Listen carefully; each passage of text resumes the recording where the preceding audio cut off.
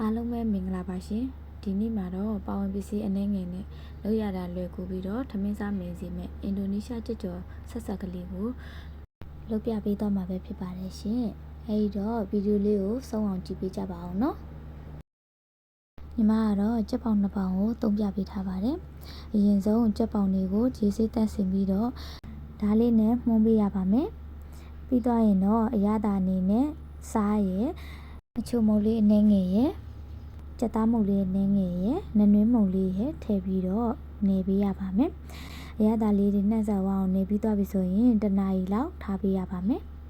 ။အရသာနှက်ထားတဲ့ကြက်သားတွေကိုအရင်ဆုံးပြုတ်ပြီးမှဖြစ်လို့ကြက်သားပြုတ်ဖို့အတွက်ပေါ့နော်။ဂျင်းရယ်နနမင်းအမြင့်လေးရယ်ငရုတ်ကောင်းစီလေးရယ်ပြင်ဆင်ထားပါတယ်။ခုဆိုရင်တော့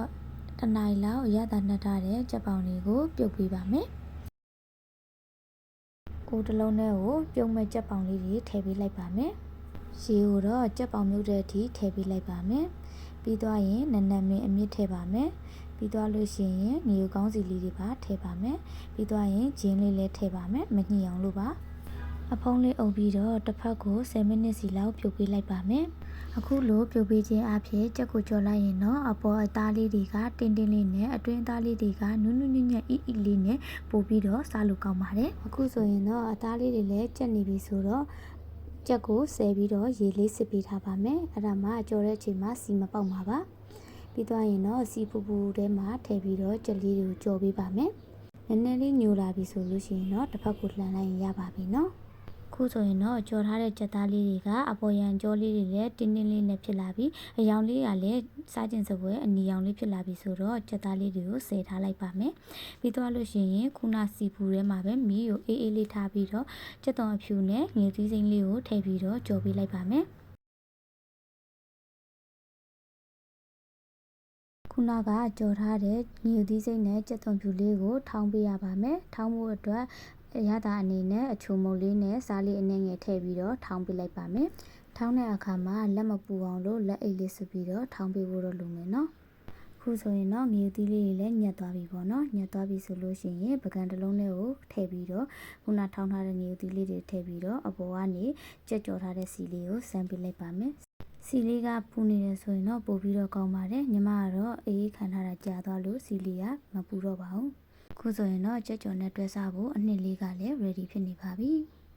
တခုရှိတာကဒီထဲမှာစိမ်းအောင်ချောင်းလေးတွေပါနေတာတွေ့ပါလိမ့်မယ်အဲ့ဒီဟာလေးတွေကတော့နနမင်းအယိုးလေးတွေထည့်ထားတာပါအနံလေးမှုေးခြင်းလို့ထည့်ထားတာပါကိုကမထည့်ခြင်းလည်းရပါတယ်နော်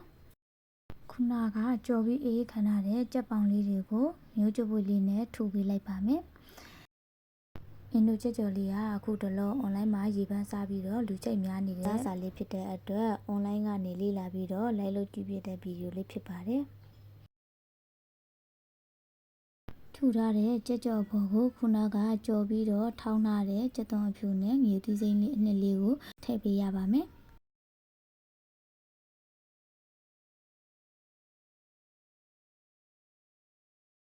ပြီးသွားရင်အပေါ်ကနေတမြတ်သီးလေးဆန်းလိုက်ရင်အရသာရှိတဲ့အင်ဒိုကြက်ကြော်လေးရပါပြီ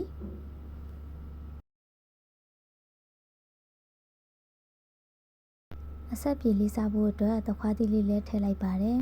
ပြီးရင်တော့ဟင်းပွဲလေးလှအောင်လို့နနမင်းလေးနဲ့အလှဆင်လိုက်ပါတယ်မထည့်လေးရပါတယ်နော်ကဲအခုဆိုရင်တော့ပါဝင်ပစ္စည်းအနှဲငယ်နဲ့ရှာလဲသွားစီမဲ့အနက်မွေးမွေးအရသာဆက်ဆက်လေးနဲ့အရန်စားလို့ကောင်းတဲ့အင်ဒိုကြက်ကြော်လေးရပါပြီရှင်ခုဗီဒီယိုလေးကိုကြိုက်နှစ်သက်တယ်ဆိုရင်တော့ like and subscribe လုပ်ပေးဖို့မမေ့ပါနဲ့ဦးเนาะအားလုံးပဲနောက်ဗီဒီယိုမှာပြန်ဆုံတွေ့ပါမယ်ရှင်